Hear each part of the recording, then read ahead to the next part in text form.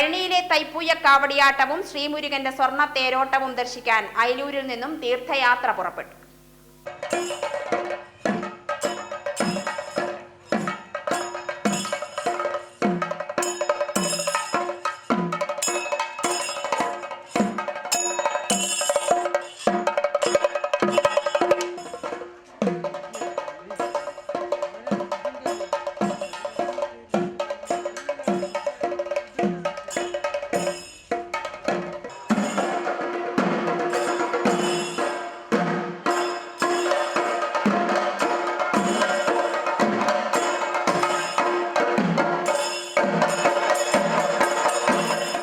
അയിലൂർ അഖിലേശ്വര ശിവക്ഷേത്രത്തിൽ നിന്നും ബുധനാഴ്ചയാണ് കാൽനടയായി പഴനിയിലേക്ക് യാത്ര തിരിച്ചത്.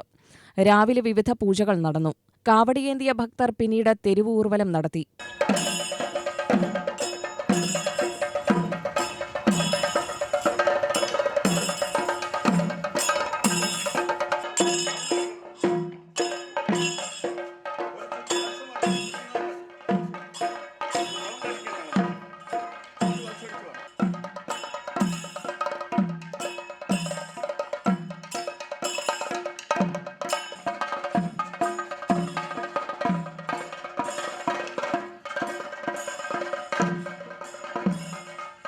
വഴിയമ്പലങ്ങളിൽ പ്രണാമമർപ്പിച്ച് നടത്തുന്ന തീർത്ഥയാത്രയെക്കുറിച്ച് തെക്കേത്തറയിലെ അയിലൂർ TCP നായർ വിശദീകരിച്ചു.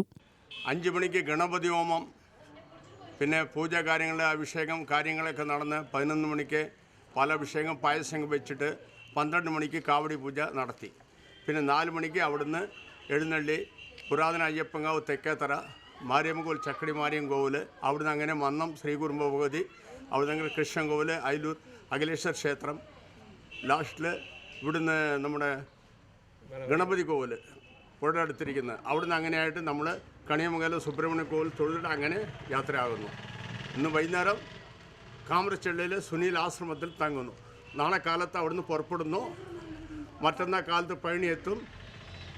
പഴനി തൈപ്പൂയം കഴിഞ്ഞ ശേഷം 27-ാം തീയതി കാലത്ത് തിരിച്ച് അയിലൂർ എത്തുന്നു.